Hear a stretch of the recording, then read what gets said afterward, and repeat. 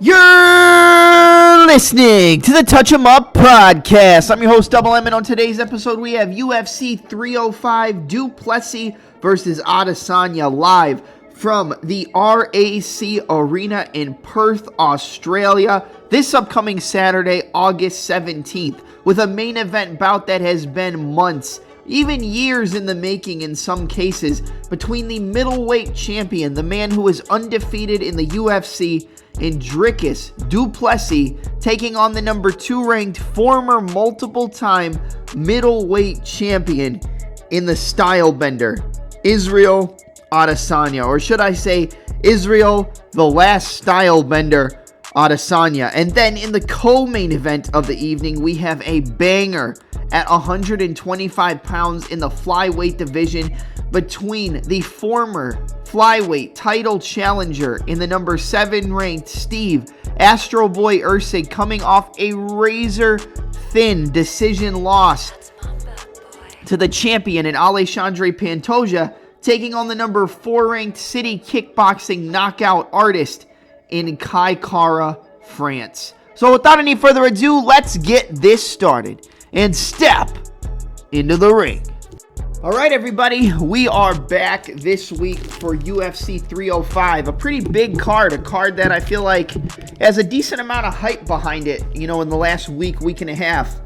We're going to skip some fights. Obviously, we don't break down every fight on the card. I believe we're skipping 3 fights. I will tell you, I like Stuart Nickel over Jesus Aguilar. I think he wins by submission. I would not be surprised if Aguilar knocked him out, just because of the way that they both fight. I don't think Stuart Nickel is like super well-rounded, but I think he's a better grappler than Aguilar, and I think he's going to be able to use his wrestling, his top control, and controlling the legs of his opponent to land ground and pound, and either get a ground and pound finish or a sub. So that's kind of how I see that fight going. Luana Santos and Casey O'Neill, I'll give a quick breakdown of that fight as well. I think Luana Santos wins that fight. I think Luana Santos is a decent bet as well, but it's women's MMA. I think she's got the better grappling. I think she's got better jiu-jitsu. I think she is much more willing to get into a firefight than Casey O'Neill is, and I think once the power shots of Luana Santos start to land on the chin of Casey O'Neill, she's kind of gonna, shy away a little bit, and that's gonna open up takedowns. I do think Luana Santos wins, and I think she wins by submission. Other fights I'll talk about in the description, or I'll post like a little synopsis in the comment section of this video. But yeah, let's get it started with the first fight up, at least on your screen, in the lightweight. What did I say? Middleweight? Jesus. Okay, in the lightweight division, we have Tom Nolan, off of the Contender Series. He's had some fights in the UFC as well, taking on the brother of Dominic Reyes in the returning Alex Reyes. Listen, I'm going to keep this short and sweet, man. I think Tom Nolan is going to absolutely obliterate Alex Reyes. You look at the stats I have on the screen, Tom Nolan lands over 10 strikes, almost 10 strikes a minute, and Alex Reyes absorbs about 10 strikes a minute. I think this fight is going to be very similar to the Charlie Campbell fight, where you're just going to get a really breakout performance from Tom Nolan. It's probably going to look like his fight on the Contender Series.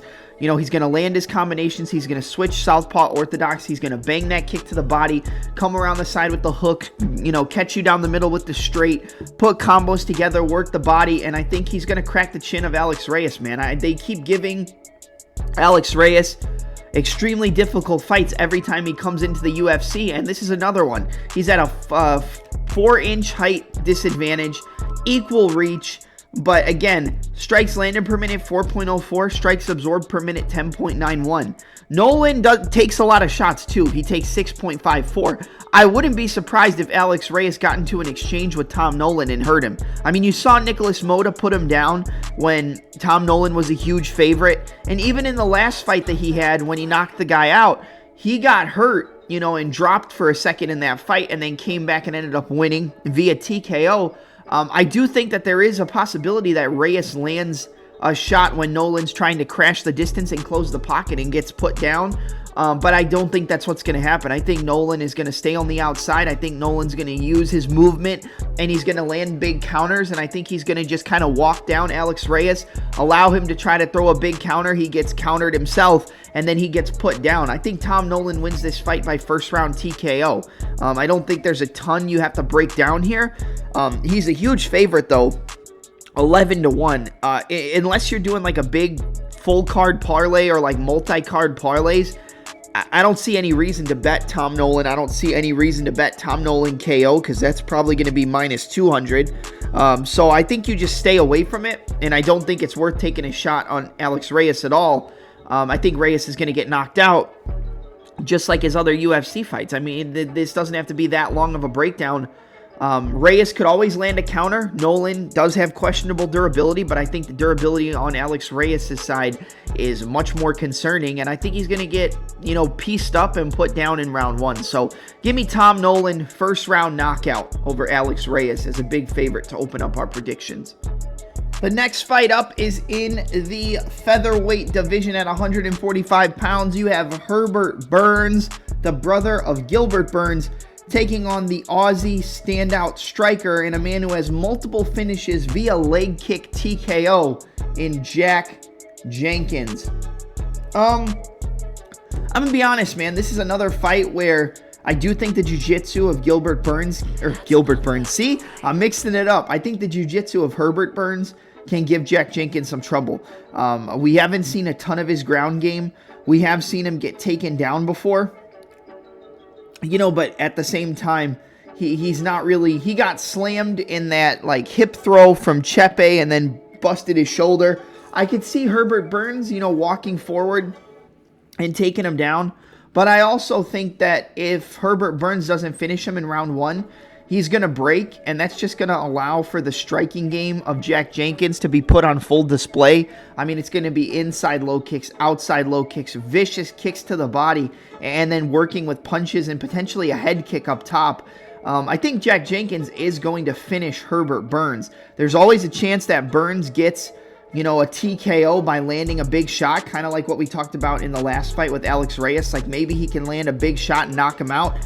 He did knock out Nate Landwehr viciously with a knee, so there's always that potential, but we're not really going to have a forward pressure or wrestling style from Jenkins, so it would be kind of hard to land those type of strikes.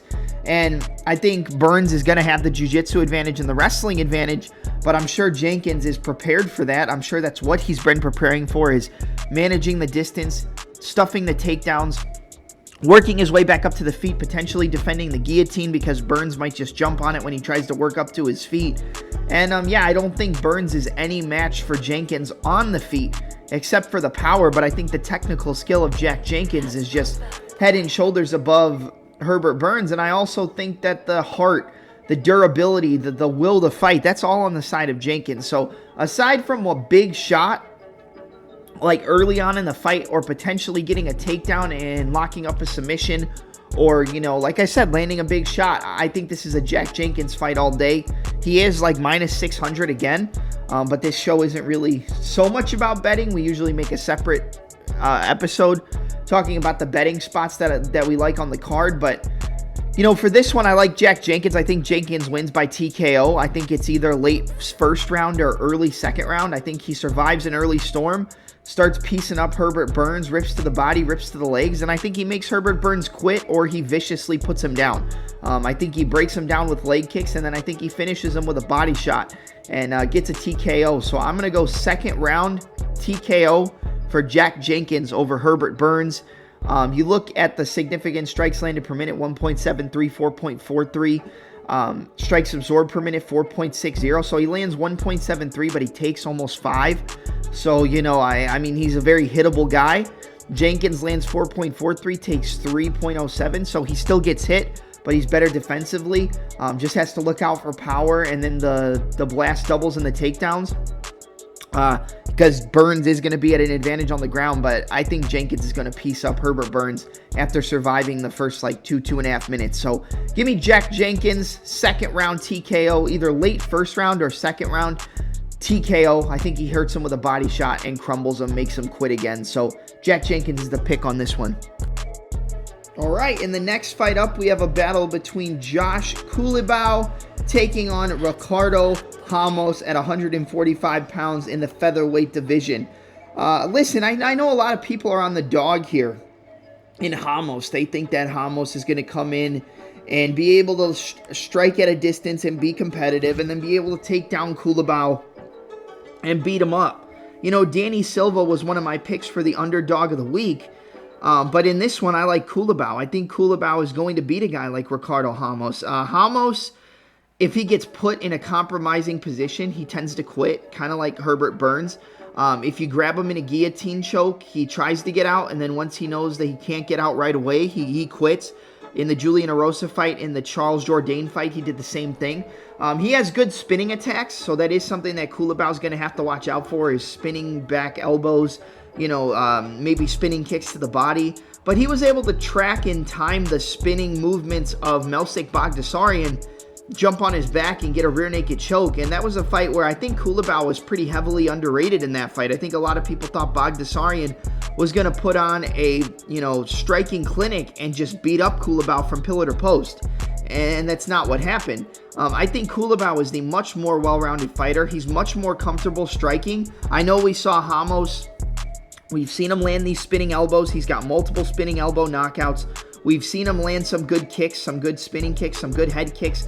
He does have striking and he has some power, but I don't think it's anything that's going to stop or hurt Culibao. And even if Culibao gets hurt, I think he's able to survive, and I think he kind of just dog walks Ricardo Ramos. I mean, looking at the stats, there's not too much to think about. It's pretty similar. Strikes absorbed per minute for Culibao, 3.24, 3.74 for Ramos, 3.2 strikes landed per minute for Culibao, 3.21 for Ramos. So they take just about as many as they give, but the defense is pretty even, the reach is even, the height's pretty even. So I think in an even statistical matchup, I gotta favor Culibao. I just think he has more heart. I think he has more ability to push forward, make it dirty, and he's more willing to get into a dirty fight and try to come out on the other end as the winner. I mean, even in the Danny Silva fight, there was points in that third round where Silva was starting to lose, You got to give Culibao at least one round, and then, Silva came back, hurt Josh Culibao, locked him in a guillotine after he rocked him on the feet. Culibao is not the most durable, but he's a guy that I know can push through being hurt. And I don't think that that's something that Ricardo Ramos can do. I think once you hurt him, once you put him in a compromising position, he kind of just tends to wilt and want to quit, whether it's striking or in the grappling. When he's in control, he does very well. When he's not in control, things tend to, go off to the left and the wheels start to fall off and the train falls off the tracks. And I think that's what we have here with Culibao. I think Culibao is going to be able to push a higher pace. I think Culibao is much more willing to get into an actual fight than Ricardo Ramos. I think Ramos is at a jiu-jitsu advantage, but I think the defensive jiu-jitsu skills of Culibao are going to be able to survive. He just has to watch his neck. But yeah, I mean, aside from that, I think Culibao is the guy who's going to win this fight. I like Culibao a lot. I think he's going to outstrike him. I think he's going to hurt him. I think he's going to push a pace that Ramos is going to have a hard time with. I think he's going to be able to work his way back up to the feet if Ramos gets takedowns, defend the submissions. Maybe he gets hit with a big shot because we've seen Culibao get rocked and wobbled before. But kind of like other fights on this card, I'm much less worried about the durability of Josh Culibao than I am about the durability of a guy like Ricardo Ramos. I think Ramos has that quit in him, and I think Josh Culibao has that dog in him. And I think that that's the biggest difference here. So I'm going to take Josh Culibao to win this fight by TKO. I think he hurts Ramos up top to the body, but I think another fight I think finishes with a body shot. I think he hurts him to the head.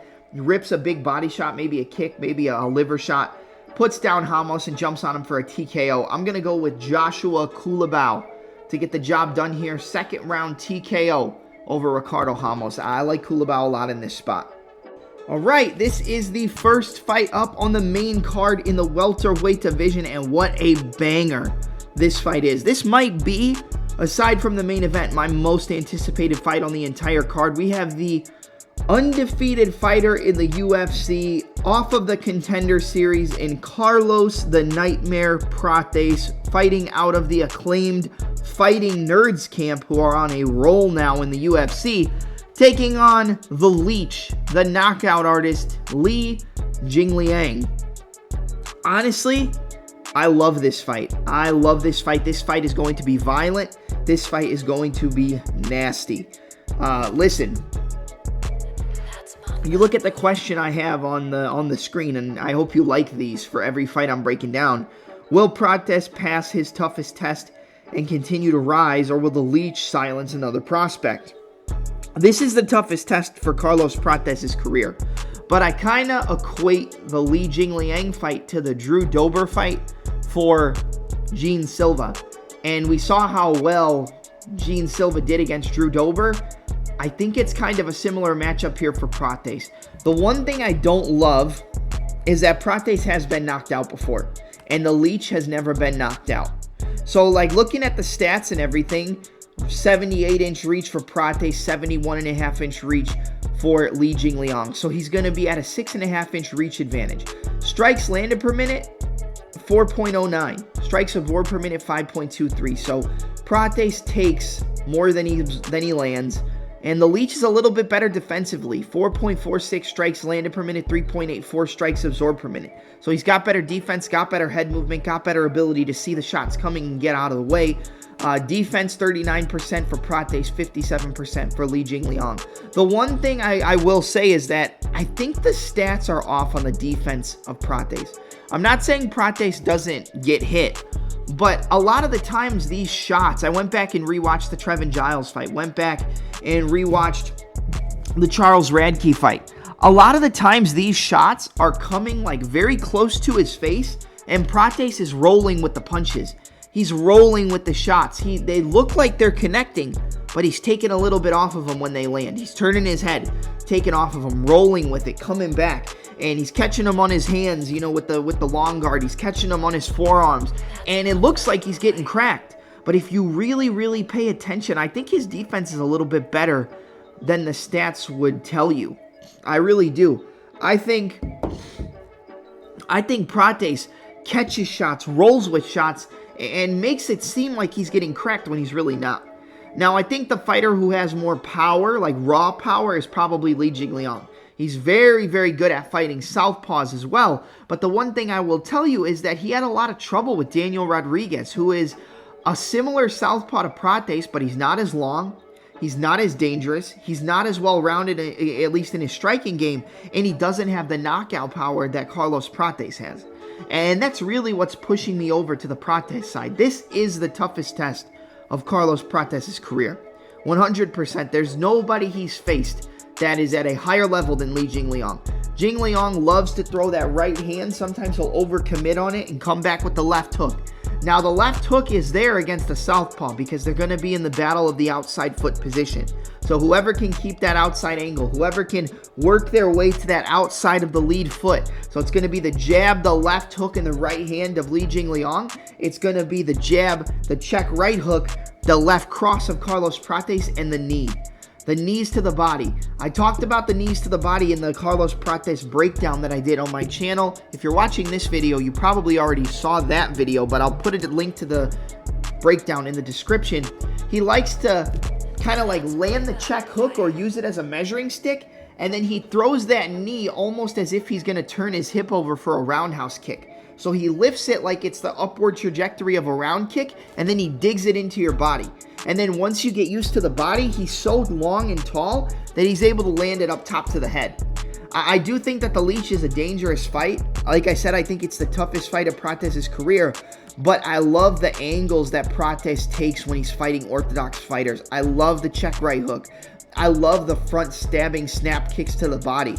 I love the 1-2. He likes to circle off to the rear side against the orthodox fighter. And then, or against another southpaw, he'll circle off to the rear side, bang, land it. But against that southpaw fighter, he's going to be good at either slipping to the rear side and coming over the top, or slipping over to the lead side using the check hook to get the outside foot and banging the left hand right down the middle. He landed it really well against Mitch Ramirez. That was some very good work from southpaw v orthodox. The jab, check hook, left body kick, front snap kick to the body, right hook, step off, boom, straight left down the middle. I believe Prates has the technical skill and the power to knock out Li Jingliang. Jingliang has never been knocked out before. So that is something that people are probably going to be like, I don't know if he wins by KO. I think he wins, but I don't know for sure. Prates, like I said, has been knocked out. Let me look at his overall skills, or I'm not skills, but overall record. 19-6 overall for Carlos Prates. He's been knocked out 2 times. So he's been submitted 3 times, knocked out twice. We really don't have to worry about the submissions of Prates in this specific matchup. I don't think the leech is going to be looking to use the grappling that much. But the last time Prates was knocked out was back in 2017. He got knocked out by Mikhail Romachuk, and then he also got knocked out back in, I want to say it's this fight, all the way back in May of 2012. So the last time he got knocked out was January 2017. So it's been over 7 years since he's been knocked out. But like we said, when you look at the leech, he's never been KO'd. Li Jingliang or Jingliang Li, never been KO'd in his mixed martial arts career. If anybody can do it, I'm telling you guys, it's Carlos Prates. He's got 10 wins by knockout, 4 submissions, 5 decision wins. Last loss was back in September of 2022. So he's been gone for almost 2 years. A pretty long layoff for the leech. I think this is a tough matchup for him. I think it's a favorable matchup because Prates isn't going to be looking to resort to the grappling. I think it's going to be a tough striking matchup, but I think the reach, the technical skill, and the power of Prates is going to be too much, and I think Carlos Prates is going to knock out Li Jingliang. I don't know if it's going to be with the left straight. It could be a body shot. Again, I think there's a lot of opportunity for body shot finishes on this card just based on the stylistic matchups. But I like Carlos Prates. I'm going with the Nightmare. I'm going to side with the heavy favorite here. I've picked against him in the fight with Charles Radke. That was a big mistake. I don't know why I did that. I think I let the odds get to me a little bit. I'm not going to do that here and just pick the leech because of the odds. UFC experience definitely plays a factor, but the layoff also plays a factor. And with the skill set, reach, and length of Prates, along with the power, I got to go with him. So give me Carlos, the Nightmare Prates, to defeat Li Jingliang, the leech, Jingliang Li, via a second round TKO. I think he's going to put him down. Could be a decision, but I do think Prates gets the finish here. Probably with a knee to the body, maybe a shot to the body with that front kick. I think he puts down the leech and finishes him off. So Prates is going to be the pick here by KO. All right, and the next fight up is in the heavyweight division between Tai Bam Bam Tuivasa taking on Jairzinho Biggie Boy Rozenstruik. I'm not even going to break down stats here. This is going to be whoever lands the shot first and whoever wins. Whoever lands the shot first is going to win, I should say. And I'm going to keep this 100% clear. I think Jairzinho Rozenstruik is going to knock out Tai Tuivasa in the first round. I don't think this fight's going to be long. I don't think there's a ton to break down. I think that this fight is it is what it is. Like, Tuivasa can chop the leg kicks. He can land a big shot. He can hurt Jairzinho Rozenstruik. We've seen Rozenstruik get knocked out before. We saw him get finished by Francis Ngannou. Tuivasa doesn't have Ngannou power. And we saw him get TKO'd by Alexander Volkov. And he's not as technical of a striker as Volkov. He doesn't have the length and he doesn't have the reach. He's going to be at a 3-inch reach disadvantage in this fight. Rozenstruik 78-inch reach, 75-inch reach for Tuivasa. Equal height, but strikes absorbed per minute, 5.05 for Tuivasa, 2.78 for Rozenstruik. So basically every 2 strikes that Tuivasa takes, Rozenstruik only takes 1. He's very good at landing that inside low kick and then coming around the side with the check hook. Chopping low kicks, the check hook is the best punch from Rozenstruik. He kind of times you stepping in and lands on your chin and knocks you out. I think he's going to catch Tuivasa with a counter, stepping in, hurt him, wobble him, and put him down. There easily could be a case where Rozenstruik gets his leg kick timed and gets caught with a big right hand, one of those overhands from Tuivasa, gets caught with a big shot and gets knocked out. I definitely think this fight ends via KO. The one thing I will say on the side of Rozenstruik that I don't like is his lack of output.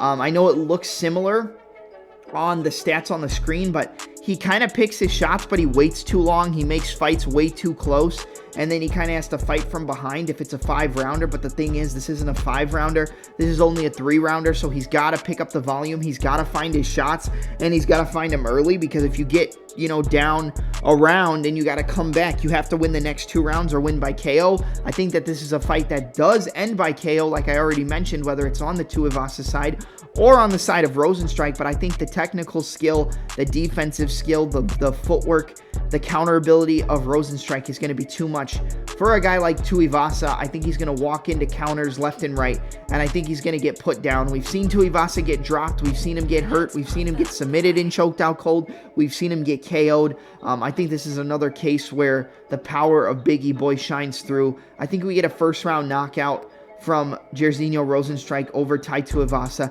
If Tuivasa wins, wouldn't be surprised, because he has big power. He could land a big shot on Rozenstruik and hurt him. We've seen both of these guys get hurt, but I like the skill set, the defense, and the technical striking skill of Jairzinho Rozenstruik more than I like Tai Tuivasa, at least in this specific matchup. So I'm going to go with Jairzinho Rozenstruik, first round knockout over Tai Tuivasa in this matchup. I just think this is a bad fight for Tai Tuivasa. All right, up next is the featured bout of the evening in the lightweight division. Another banger of a fight on this card between the number 5 ranked and 11 ranked lightweights in Mateus Gamer Gamrot, coming off that decision win over Rafael Dos Anjos, taking on Dan the Hangman Hooker, who's coming off a 2-fight win streak over Claudio Puelles, and then I believe his last fight over Jalen Turner. Listen, this is going to be striker versus grappler. If Gamrot can get his takedowns, get his wrestling, get his chain wrestling going, I don't really think there's going to be much that Dan Hooker can do. I don't think he's going to be able to really stop the takedowns. The only thing I will say is that Hooker has a very good guillotine. He used it a lot early in his career in the UFC, caught Mark Jacasey with it, caught some other people as well. And with the takedown ability of Gamrot, I would not be surprised if Hooker was able to grab his neck. Excuse me, guys, allergies, sorry. I would not be surprised if Hooker was able to grab his neck on a takedown and lock up that guillotine choke, maybe switching it to a Bravo choke or a Ninja choke and getting a tap. I do think there is a scenario where Hooker is able to submit Mateus Gamrot. I also think Hooker is going to be the much better striker, but I think that people underestimate the striking ability of Gamrot. The striking matchup between Fiziev and Gamrot before the fight ended due to that unfortunate injury, I mean, Gamrot was kind of out striking Rafael Fiziev. Go back and rewatch that fight. He was landing shots. He was catching Fiziev in a realm where nobody expected Gamrot to have any success. He had a lot of success against Arman Tsarukyan as well, winning that decision. I bet Gamrot by decision plus 500 in that fight. I bet Gamrot moneyline against Rafael Fiziev. I think he was plus 155, plus 150, something like that. I'm not exactly sure. But he came through again there for me. I picked him in the fight against RDA. He came through.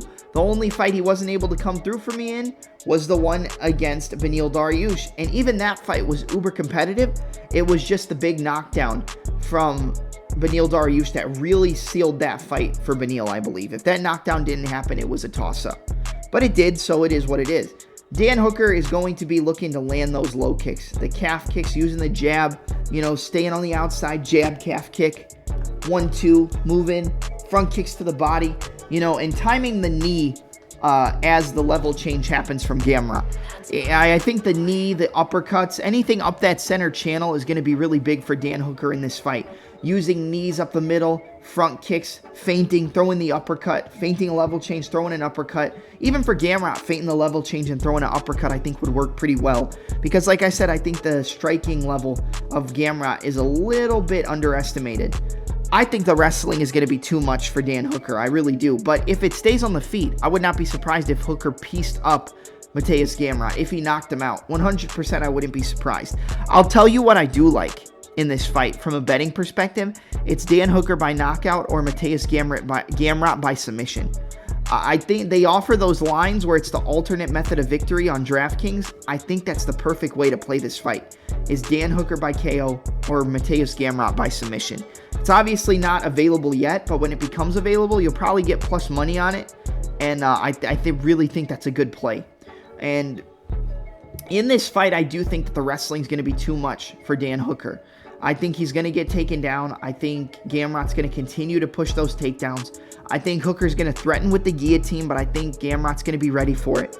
But like I said, I would not be surprised if Hooker was able to grab his neck on a takedown and submit him with that guillotine. His guillotine is tight. It is tight. But I do like Gamrot to win this fight here. I think he's going to use his wrestling. I think he's going to be able to be competitive enough on the feet to stay away from the damaging shots of Hooker. But like I said, I mean, Gamrot doesn't like to get hit. Gamrot kind of shies away from punches. And I would not be surprised if Hooker won this fight. I definitely would not be. I do not think Gamrot should be as big of a favorite as he is on the money line. Let me check what the money line is right now on DraftKings. Sorry guys, let's see. So the money line for Gamrot versus Hooker. Yeah, Mateusz Gamrot minus 325. I don't agree with that. I think from a straight money line perspective, it's a dog or pass situation. You're getting plus 260 on Dan Hooker, who can grab his neck on a takedown or piece him up in the striking. You know, Hooker has more ways to win this fight, but I do think the chain wrestling, the takedowns, the top control, and the submissions are going to be too much for him, and I do think he's going to get submitted by Mateusz Gamrot. I know he got taken down and submitted early against Islam Makhachev. That was very early, but I kind of think Gamrot can do the same thing. I think Gamrot can get those takedowns. I think he can wear down Hooker, and I think he can eventually get a submission. I'm going to go with a second round Kimura submission for Mateusz Gamrot over Dan Hooker. But like I said, from a money line perspective, it's a dog or pass. But from a pure picks and breakdown perspective, which is what this show is about, I think Gamrot's wrestling is going to be too much. He did get hit with some good shots by RDA, but RDA is also a southpaw. Those are notoriously harder to fight. Hooker is not a southpaw. He'll probably switch southpaw in this fight to throw those knees up the middle. A straight left down the middle to get that outside foot. But I do think the wrestling is going to be too much. So give me Mateusz Gamrot to win this fight via second round Kimura submission over Dan the Hangman Hooker. This is a great fight. I'm really looking forward to it. All right, up next, it's a battle in the flyweight division between Kai Don't Blink Kara France taking on Steve Astro Boy Erceg, the man coming off that decision loss to the champion in Alexandre Pantoja. Guys, I'm going to be clear with you here. I think Steve Erceg is going to win. I think he is going to use his reach. He's going to use his range. Not so much use his reach, because as you can see on the screen, Kara France actually has a longer reach, but I think Erceg manages the distance a little bit better than Kara France. I think he stays on the outside. He switches his stances. He throws good combinations. He's very good at finding his angles, and he can kind of just piece you up from the outside. If you walk in recklessly and try to close the distance when you shouldn't, he can land those vicious counter elbows, counter uppercuts, right across the body, left hook up top like he caught Matt Schnell with and knocked him out. The one thing I will say about Kara France is, aside from getting finished with a body shot, he's never been KO'd, at least inside the UFC. The one thing he has gotten is submitted. He got submitted by Brandon Royval, and I believe he also got submitted by one other person in the UFC, but it might have just been Royval who caught him in that guillotine in his UFC, not a debut, I think it was his second fight in the UFC, at maybe UFC 253, maybe 253, I'm not 100% sure, but either way, I think Steve Erceg is the better fighter at range. I think he uses his reach better. I think he puts combinations together. He has more weapons, and he can also go to the ground. I think the grappling of Erceg is really what creates the gap between the two of them. But I will say, we've seen Erceg get hurt. We've seen him get rocked. I mean, he almost got knocked out by Alessandro Costa. That was a fight where I backed Costa as a decently sized underdog to win that fight. And he hurt him with a big overhand, hurt him with a left hook. I mean, dropped him, rocked him bad, but ended up losing a decision after Usyk kind of just got to a body lock and held him up against the cage for the majority of the third round after it was 1-1 in the first 2 rounds. So Usyk can be hurt. He is good defensively, but at the same time, he is there to be hit. I mean, he lands 4.52 strikes a minute, takes 4.2. Kai Kara-France lands 4.57 and only takes 3.24. So Kai Kara-France is better defensively, not by much, but still better. 65% defense for Kara-France, 52% defense for Steve Usyk. Steve Usyk is definitely there to be knocked out with that right hand from Kai Kara-France. Maybe he feints the right hand, switches southpaw, throws the overhand left. He's there to be caught on the circle, on the exit, when he moves left and right, when he moves laterally. If he can slip one of those long jabs or crosses and come over the top with the right hand, it's there and it's going to be money. If he can counter him stepping off, cut an angle, and bang that left hook as Usyk tries to cut off on an angle, he's there to be knocked out. Kai Kara-France can 100% win this fight, and if he wins, it's probably by KO. The calf kicks are going to be a big deal for Steve Usyk against Kai Kara-France, but I do think that Kara-France is liable to get hurt, and I definitely think he's liable to get grounded, pounded, submitted, grounded and pounded, I should say. I don't want people to clip that.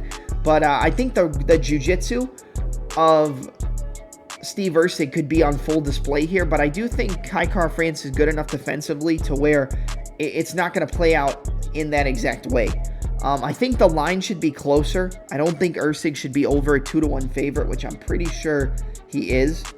Let me check.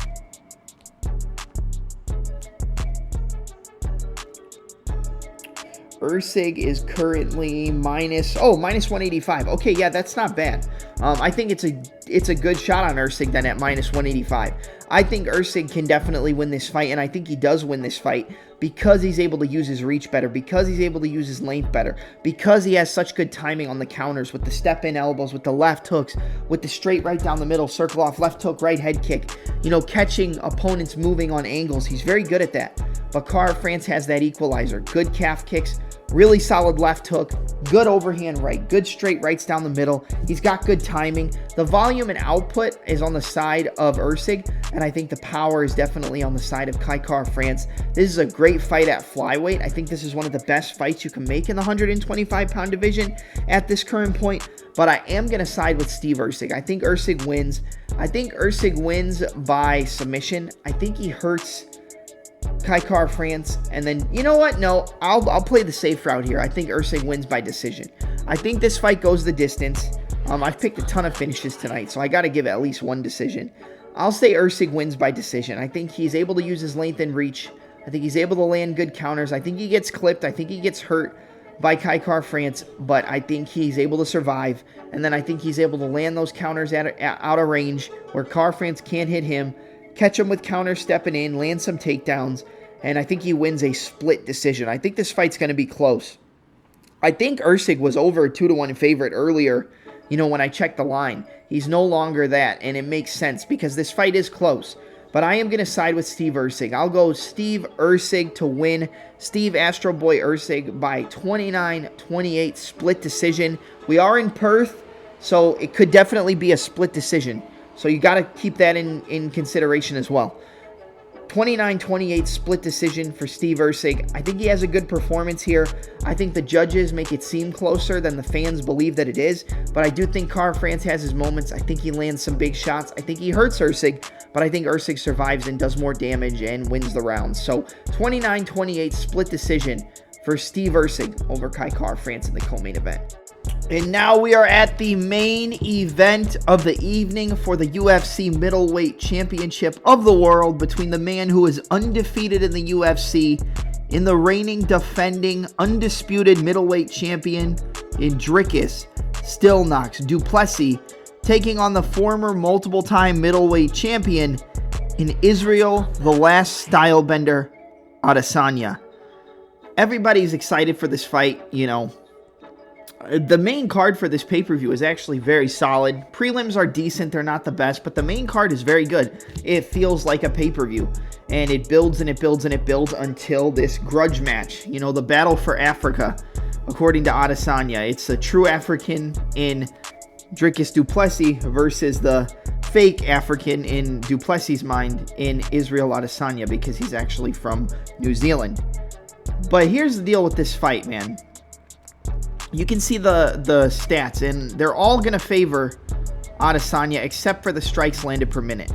You know, 6.49 strikes landed per minute for du Plessis. It's because he punches in bunches. It's never really single punches. He'll hit you with one good punch. Once he smells that he's got you on the back foot and he hurts you, it's 2, 3, 4, 5 punches. Now, that's good for a counter striker like Adesanya. Adesanya is going to want to stay on the outside and snipe Dricus coming in. Dricus fights with that chin in the air. He always does it. Everybody thinks he's going to get beat. He still hasn't yet. I think Darren Till hurt him one time stepping in with an elbow. Trevin Giles did rock him at one point, but then he landed that missile of the right hand and knocked out Trevin Giles. He's coming off the title-winning performance against Sean Strickland, where he won the fight in a very close decision, but I really think it came down to the damage on the face of Strickland from the strikes of du Plessis and the takedowns that du Plessis was able to get in rounds that were close without them. You know, I definitely thought du Plessis did enough to win that fight. I don't think it was a robbery. I don't think Strickland won. And, you know, you go and you look at what Strickland did to Adesanya, call it an off night for Adesanya, call it, you know, that Adesanya wasn't really there mentally. At the end of the day, he got dominated. He lost every single round. Maybe you give him one, you know, 4-1 or 5-0 for Sean Strickland to win the middleweight championship, you know. So du Plessis, I feel like, is a terrible matchup for Adesanya, but in some regards, it's a very good matchup because it's going to allow for the counter striking of Adesanya to, you know, show its head. You know, I made a video that broke down this fight and how Dricus could win. He needed to keep Adesanya up against the cage.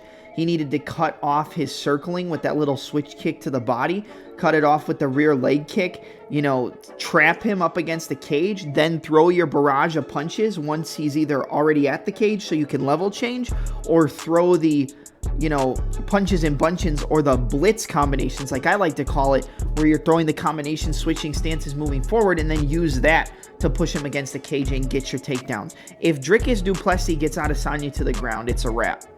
It's a wrap for Adesanya. If he hits the mat and Dricus is on top of him, he's either going to get ground and pounded into the floor and get destroyed, or he's going to get submitted. And I really think it's kind of a pick your poison for du Plessis. Adesanya wins by either counter-striking for 25 minutes and winning a decision that's going to play out mainly in the striking realm. But du Plessis is a smart fighter. He doesn't get the credit for how smart he is. He knows what he has to do in order to win. You know, even when he hurt Whitaker, he dropped him with that southpaw jab. Boom! He stood up. He moved forward. He cut off the circling with the leg kick so he couldn't move away. Then he switched stances to cut off the exit the other way. Then he, you know, switched stances, boom, right down the middle as he got the outside foot and trapped him against the fence, and then started working up top. When Whitaker went up top to block, he ripped down to the body and then came back over. This guy knows what he's doing. You know, he's not 21-2 for no reason. He has been knocked out before. He got knocked out by Roberto Soldic. It was a pretty vicious knockout. He got dropped a bunch of times. I definitely think Adesanya is capable of knocking him out. I'm not going to sit here and tell you that I think Adesanya doesn't have a chance to knock out Dricus, and of course he does. He can counter-strike him coming in, kind of like what he did to Whitaker, or he can just have an accumulation of damage where he TKOs him, you know, just due to the damage and Dricus being all bloody and beaten up, you know. It's 100% possible that Adesanya wins this fight because there are areas that are favorable for the style that Adesanya brings to the table. But I also feel like if Adesanya isn't knocking these guys out, the fights are very close. Like, even the fight with Jared Cannonier, it was decently close. You know, he had a dominant performance over Brad Tavares where he pretty much won every round. That was earlier in his career where he was a fight night main event. I believe that was his third fight in the UFC. And I really think Adesanya has one foot out the door. I know he's getting ready. I know he's in fantastic shape. I know he's taking this fight seriously. And I do think that the opposition across from him makes him want to fight harder than before. But I really don't think it's going to matter. I think Adesanya is going to get finished. I think Du Plessis is going to take Adesanya to the ground. And I think he's going to beat the ever-living shit out of him. Whether it's ground and pound with elbows and hammer fists or just straight punches, or he's going to submit him. You know, it's going to be a ground and pound TKO or a submission win for Du Plessis to retain his middleweight championship. That's really how I feel about this fight. And I've already given you the reasons that I think Adesanya can win, you know, and the ways that he can win. And it's definitely the odds.